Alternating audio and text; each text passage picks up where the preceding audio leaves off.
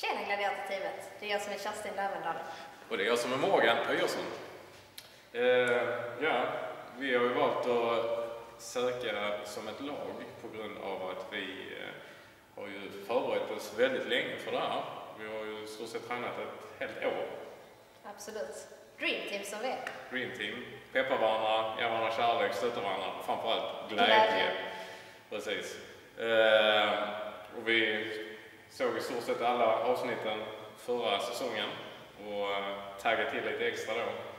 Och vi har sjukt taggade och vi har faktiskt lagt ut vår träning just efter det här och verkligen övat på de skillsen som behövs. Så att, varför vi skulle vilja göra detta är ju för att vi tycker att det är så jävla roligt. Träning är i stort sett vårt liv.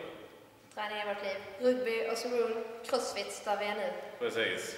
Och sjukt bra gladiatorträning. Precis. Och även funktionell träning i skogen och så här.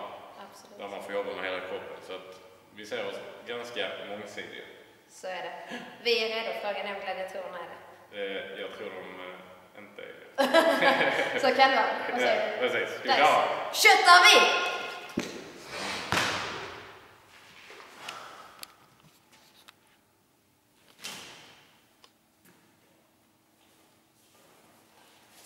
Snyggt Morgan, grym med du. Kom igen. Här köttar Morgan grymma muscle-ups. Easy peasy. Snyggt Morgan. Kom igen, en till.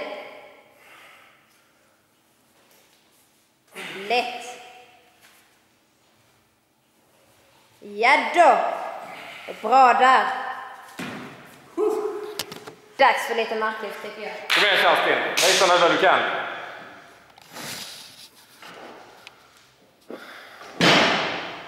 Jag kör Kerstin lite marklyft. Hon är väldigt duktig på lyften, väldigt stark och explosiv. Kör vi! Vad säger du? Är det dags för specialarm Morgan? Ja, vi gör vår avslutning. 3, 2, 1!